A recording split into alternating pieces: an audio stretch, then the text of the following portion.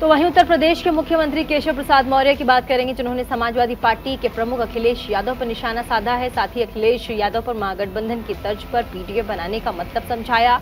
उन्होंने कहा कि पी से परिवारवाद और डी से दंगा और ए से अपराधियों का संग। उन्होंने दावा किया कि पिछड़ा और दलित समाज ने अखिलेश यादव का साथ छोड़ दिया है। उधर विपक्ष को आड़े हाथों लेते हुए केशव प्रसाद मौर्य ने कहा कि साल 2024 के लिए विपक्ष भले एकजुट हो जाए, लेकिन सरकार बीजेपी की ही बनेगी। तो वहीं समान नागरिक कानून पर डिप्टी सीएम केशव प्रसाद मौर्य ने कहा कि चाहे कश्मीर से धारा 370 हटाना हो, राम मंदिर का निर्माण कार्य हो, समान नागरिक संहिता हो, यूजीसी बीजेपी का वैचारिक मुद्दा है। हम इस पर डटे हैं। आने वाले समय में ये दिन देखने को भी मिलेगा। भारतीय जनता पार्टी को मिले और माननीय नरेंद्र मोदी जी को तीसरी बार देश का प्रधानमंत्री बनाने के लिए महाविजय मिले, इसके लिए संपर्क का अभियान चलता है और बहुत सफलतापूर्वक उत्तर प्रदेश में भी चल रहा है, पूरे देश की 543 लोकसभा क्षेत्रों में चल रहा है। और पीडीए का मतलब मैंने कल बताया था कि श्री अखिलेश यादव जी के पीडीए का मतलब पी फॉर परिवारवाद है, डी फॉर दंगा कराओ है और ए फॉर अपराधियों का साथ देना है। तो इनका पीडीए पिछड़े, दलित और अल्पसंख्यक के लिए नहीं, गुंडागर्दी को उत्तर प्रदेश में बढ़ावा देने के लिए है, कानून व्यवस्था के विरुद्ध आचरण करने के लिए है। ये शराफत की राजनीति छोड़ चुके हैं और यह जो इनका सर्वोच्च था 2019 के लोकसभा में था और 2022 के विधानसभा में था, अब सपा समाजवादी पार्टी होगी।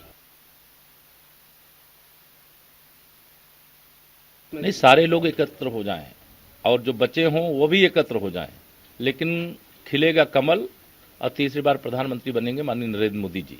ये देश की जनता ने तय किया है, भाजपा ने नहीं तय किया। जैसे 2014 के लोकसभा चुनाव से पहले देश की जनता ने तय कर दिया था कि हमारे प्रधानमंत्री श्री नरेंद्र मोदी जी होंगे और जब रिजल्ट आया तो 283 सांसद जीते।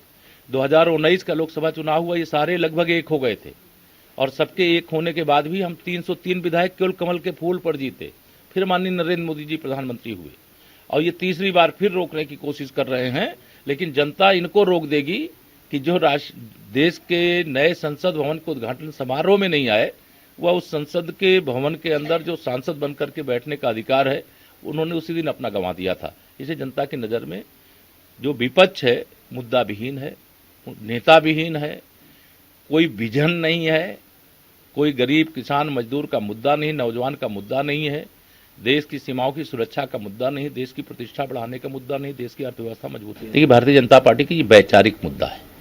हम जब भारतीय जनसंघ के रूप में काम करते थे तब भी और जब भारतीय जनता पार्टी के रूप में काम कर रहे हैं तब भी, चाहे वह जम्मू कश्मीर से धारा 370 हटाने का मामला हो, चाहे अयोध्या में रामलला की जन्मभूमि पर भव्य मंदिर निर्माण कराने का हो और चाहे सामान्य नागरिक संहिता का मामला हो, हमारे वैचारिक मुद्दों के छत के नीचे जो इसका विरोध करते थे, चाहे नाटक करके ही, आधे मन से ही उनको आना पड़ा, उनकी विचारधारा फेल हो गई, भाजपा की विचारधारा जीत गई। सामान्य नागरिक संहिता ये भारतीय जनता पार्टी का वैचारिक मुद्दा है और इस पर डटे हुए हैं और आने वाले समय में वह भी दिन देखने को मिलेगा, ऐसा मेरा भी विश्वास है, देश का भी विश्वास है।